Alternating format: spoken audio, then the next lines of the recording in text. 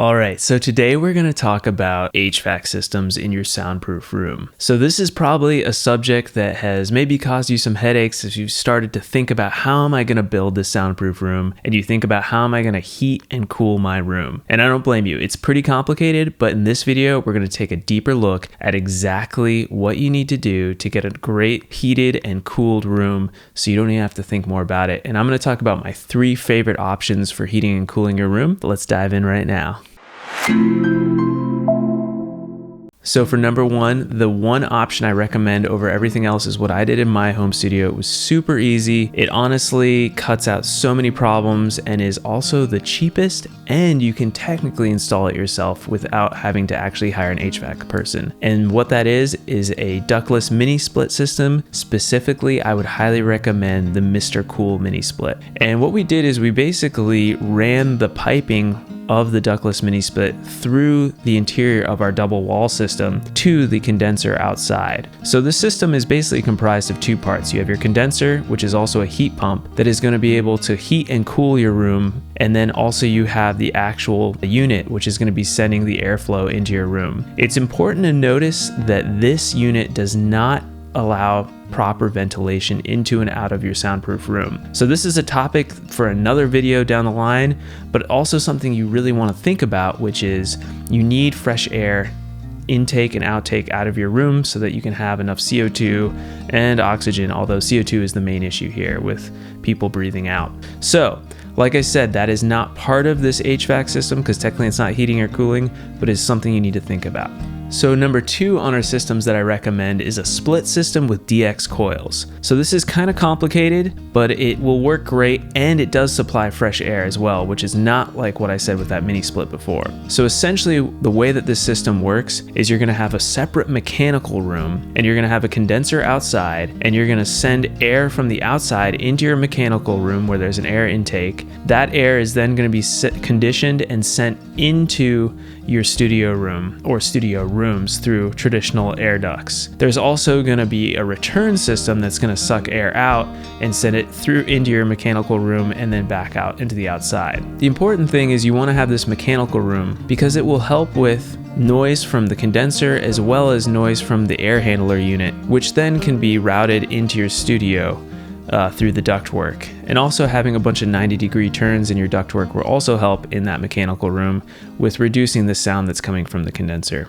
So this is not the best option in terms of cost, and it certainly requires that you actually have a fully separate mechanical room as well, which may not be possible in your home studio build. So the third option is probably the best, and this is if you're building your studio or your soundproof room inside of your house, where you already have a HVAC unit that can do both your cooling and your heating.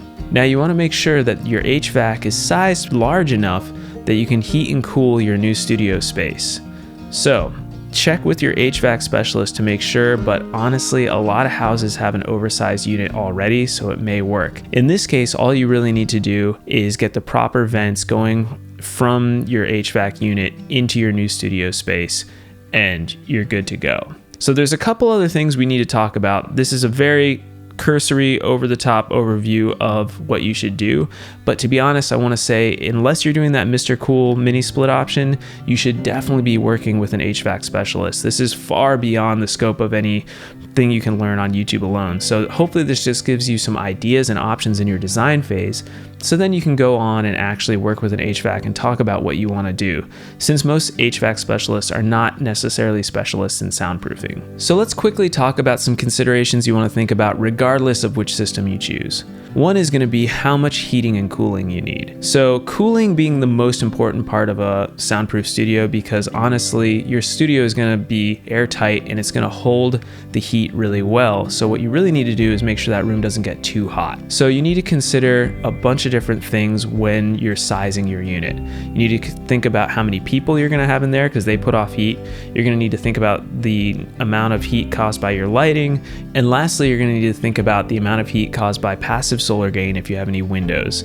Now, if you're doing a job where you need a lot of sound isolation, you probably shouldn't do any windows, so that won't even be a consideration. Another thing you want to think about with all of these, like I said before with the mini split option, is fresh air.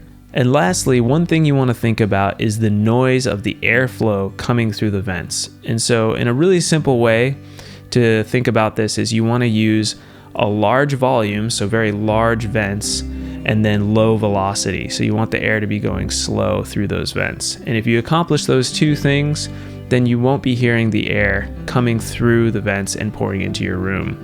And this is something you can talk about with your HVAC specialist to try to calculate exactly how fast that air is moving. Just to give you an idea, a typical home would have about 800 feet per minute of airflow, or FPM. In a studio, ideally you're looking for somewhere in the range of 300 to 100 feet per minute. So make sure you let your HVAC specialist know that that's your target and see if you can work together to figure out a way to do that. Really, it's pretty basic. It just means having larger vents.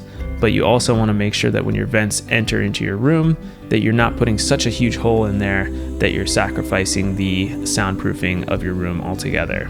So that is just a general overview of HVAC systems for soundproofing. If you want to learn more, I have a free course on how to soundproof your home studio at the link below in the description. And as always, you can always reach out to me at soundproofyourstudio.com.